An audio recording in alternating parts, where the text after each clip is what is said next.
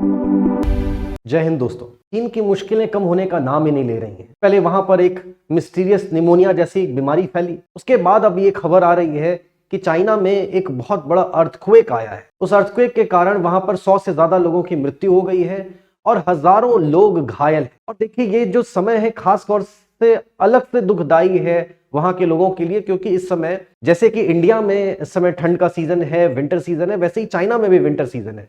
और चाइना की winter India के मुकाबले काफी ज्यादा सीवियर होती है, क्योंकि हिमालयास के कारण हमको पोलर विंड्स का सामना नहीं करना पड़ता, चीन को पोलर विंड्स का सामना करना पड़ता है। वहां पर टेम्परेचर इस समय -13 -10 डिग्री सेल्सियस के आसपास हो जाता है। अब ऐसे में ये आपदा, तो रेस्क्यू ऑपरेशंस भी बहुत चैलेंजिंग हो रहे हैं। आज के इस वीडियो में हम लोग इसी के विषय में चर्चा करेंगे। चलिए सबसे पहले देखते हैं कि ये अर्थक्वेक आया कहां पर है एग्जैक्टली।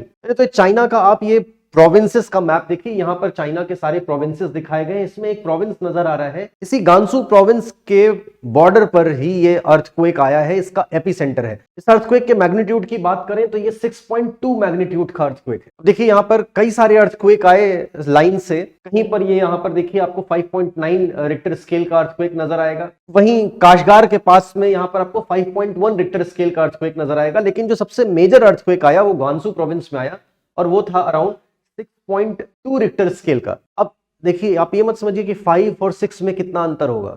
रिक्टर स्केल एक लॉगरिदमिक स्केल होती है। लॉगरिदमिक स्केल होने के कारण यहां पर जैसे ही आप एक पॉइंट बढ़ते हैं, यानी कि रिक्टर स्केल 4 से 5 या 5 से 6, 6 से 7, 7 से 8, हर एक पॉइंट बढ़ने पर 32 टाइम्स ज्यादा एनर्जी रिलीज होती है। मतलब अगर मान लीजिए कि x यूनिट एनर्जी रिलीज हो रही है 5 में, तो 6 में 32x टाइम्स होगी। और उसके बाद यहां पर रिक्टर स्केल 7 होने पर फिर उसका 32 गुना, 8 होने पर उसका 32 गुना। इसी कारण आपने इस रिक्टर स्केल 10 का अर्थक्वेक नहीं देखा होगा। इतनी तो एनर्जी ही नहीं रिलीज हो पाती है। अब ये 6.2 का अर्थक्वेक भी एक बहुत बड़ा अर्थक्वेक होता है, खासकर से उस जगह के लिए जो कि डेंसली पॉपुलेटेड हो और जहां पर इंफ्रास्ट्रक्चर कोई बहुत सफिशिएंट ना हो, बहुत अच्छे इंफ्रास्ट्रक्चर ना हो। ये पॉपुलेशन डेंसिटी मैप देखिए आप एक बार, देखिए आपको यहां पर नजर आएगा कि गांसू यहां पर इन जिंगजियांग, तिब्बत, किंगाई और इनर मंगोलिया के जैसे बहुत कम पॉपुलेशन डेंसिटी वाला एरिया नहीं है। हालांकि आप इसको ईस्टर्न चाइना के मुकाबले भी नहीं बता सकते, तो ये मॉडरेटली पॉपुलेटेड एरिया है, यहां पर पॉपुलेशन डेंसिटी ठीक ठाक है। अब ऐसे में, और देखिए ये एरिया कोई बहुत ज्यादा खास डेवलप भी नहीं है। यहाँ के अगर इंफ्रास्ट्रक्चर की बात करें तो देखिए आपको यहाँ पर जो लोग नजर आएंगे वो कोई बहुत ज्यादा समृद्ध नहीं है, तो बहुत अच्छी इमारतें नहीं है। यहाँ पर जो बिल्डिंग्स हैं उनको बोला जा रहा है पुअर क्वालिटी की बिल्डिंग्स हैं। पुराने यहाँ पर क्ले के बने हुए घर हैं। विलेज एरियाज, रूरल एरियाज यहाँ पर ज्यादा है, इस कारण से नुकसान ज्यादा देखने को मिल रहा है। देखिए अर्थक्वेक से कैसा नुकसान होता है। अगर अर्थक्वेक आए और आप किसी प्लेन एरिया पर हो तो होगा क्या, अर्थ के अंदर में जो एनर्जी है थोड़ी देर के लिए रिलीज हो जाएगी। मतलब अर्थ थोड़ी देर के लिए शेक करती हुई आपको नजर आएगी और एनर्जी रिलीज हो गई, खत्म, कोई नुकसान नहीं। इसमें जो असली डैमेज होता है तभी होता है जब आप किसी स्ट्रक्चर के अंदर में है और वो स्ट्रक्चर कमजोर हो और वो अर्थक्वेक्स की वेव्स को, सीज्मिक वेव्स को, शॉक को ना झेल पाए और वो डैमेज हो जाए। जब बिल्डिंग्स गिरती हैं, बिल्डिंग्स कोलैप्स करती हैं, उसके अंदर ही उन स्ट्रक्चर से कोलैप्स करने के कारण ही सारी लॉस ऑफ लाइव्स और इंजरीज होती हैं। देखिए बताया जा रहा है कि गांसू प्रोविंस में लगभग 5000 से ज्यादा बिल्डिंग्स डैमेज हुई हैं।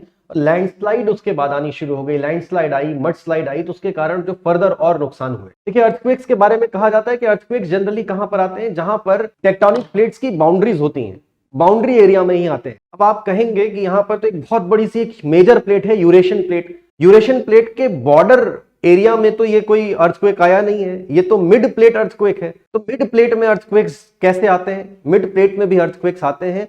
यहां पर इनके आने का कारण होता है एक्टिव फॉल्ट्स। और देखिए चाइना के इस रीजन में आपको बहुत सारे एक्टिव फॉल्ट्स नजर आएंगे, खासकर से ये हैयुआन फॉल्ट, यहीं पर अभी ये अर्थक्वेक आया है और ये पहले से बहुत ही ज्यादा एक्टिव फॉल्ट माना जाता है। देखिए इसके पहले भी कई बार इस रीजन में बड़े अर्थक्वेक्स आ चुके हैं। 1920 का अर्थक्वेक खासकर से याद करने वाला है, जब यहां पर 7.8 और 8.2 रिक्टर स्केल का अर्थक्वेक आया था। उस समय बहुत बड़ी पैमाने पर चाइना में लॉसेस देखने को मिले थे। देखिए जैसे आपने इंडिया के सीज्मिक जोन्स को देखा होगा कि यहां पर आपको सीज्मिक जोन 5 नजर आ रहा है, 4 नजर आ रहा है, 3, 2, उसी प्रकार से चाइना में भी सीज्मिक जोन्स हैं। देखिए चाइना के सीज्मिक जोन को देखिए, ये जो गांसू प्रोविंस है ये ऑलरेडी यहां पर हाई सीज्मिक एक्टिविटी वाले एरिया के अंदर में लाई करता है। तो काफी वल्नरेबल एरिया अर्थक्वेक के लिहाज से, सीज्मिक एक्टिविटी के लिहाज से ऑलरेडी है ये। देखिए अर्थक्वेक्स के साथ में एक बड़ी प्रॉब्लम ये है कि इनको डिटेक्ट कर पाना, इनकी अर्ली वार्निंग जारी कर पाना ये बहुत मुश्किल होता है, क्योंकि ये पता ही नहीं लगते जब तक कि आ नहीं जाते। देखिए हालांकि एक अर्ली वार्निंग सिस्टम इसका बनाया जा सकता है। इंडिया और चाइना दोनों ने ही अर्ली वार्निंग सिस्टम्स बना लिए हैं। भारत ने गूगल के साथ में मिलकर बनाया है। ये देखिए चाइना ने इसी साल जून में इस बात को क्लेम किया था कि उन्होंने दुनिया का सबसे बड़ा अर्थक्वेक अर्ली वार्निंग सिस्टम बना लिया है। और इधर इंडिया ने गूगल के साथ में मिलकर के एंड्रॉयड यूजर्स के लिए एक अर्ली वार्निंग सिस्टम अर्थक्वेक का बना लिया है। तो अब देखिए ऐसा मत समझिएगा कि साइक्लोन्स की तरह से हमको एक हफ्ते पहले पता लग जाएगा कि अर्थक्वेक आने वाला है। इस अर्ली वार्निंग सिस्टम का भी कोई खास मतलब है नहीं। ये कितनी देर पहले, आपको कुछ सेकंड्स पहले ही बता पाएगा। देखिए होता क्या है कि जब अर्थक्वेक आता है तो उसमें आती हैं सीज्मिक वेव्स। सीज्मिक वेव्स में भी दो तरह की वेव्स होती हैं, एक जो अर्थ के इंटीरियर से चलती हैं, यानी कि उनको हम लोग इंटीरियर वेव्स या बॉडी वेव्स बोलते हैं। उसके बाद आती हैं सरफेस वेव्स। एक बार को जब एनर्जी सरफेस पर पहुंच जाती है तो उसके बाद वो सरफेस पर ट्रांसमिट होती है, उसको बोलते हैं सरफेस वेव्स।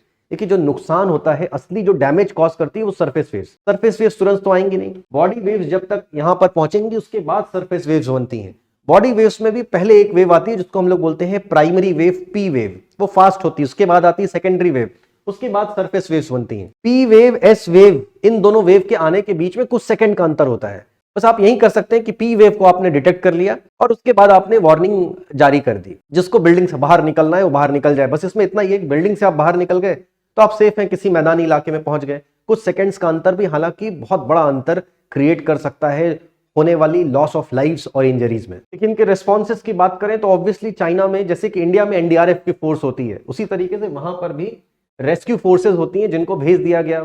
सुरक्षा बचाव, जो राहत बचाव कार्य हैं वो ऑब्वियसली किए जा रहे हैं, लेकिन यहां पर जरूरत है एक इंटरनेशनल कोऑपरेशन की, दुनिया की मदद की। देखिए भारत ने हर बार जब भी चाइना में अर्थक्वेक आया है उसकी मदद की है, चाहे वो 2013 में हो, 2018 में हो, हर बार मदद की है। उम्मीद करते हैं कि इस बार भी भारत हर जगह की तरह से यहां पर भी ह्यूमैनिटेरियन एड पहुंचाएगा। अभी देखिए कुछ दिन पहले आपने देखा होगा कि टर्की में एक मेजर अर्थक्वेक आया था, वहां पर भारत ने एक ऑपरेशन दोस्त करके चलाया था। इंडिया और टर्की के बीच में कोई खास अच्छे रिलेशंस है नहीं, आपको पता होगा।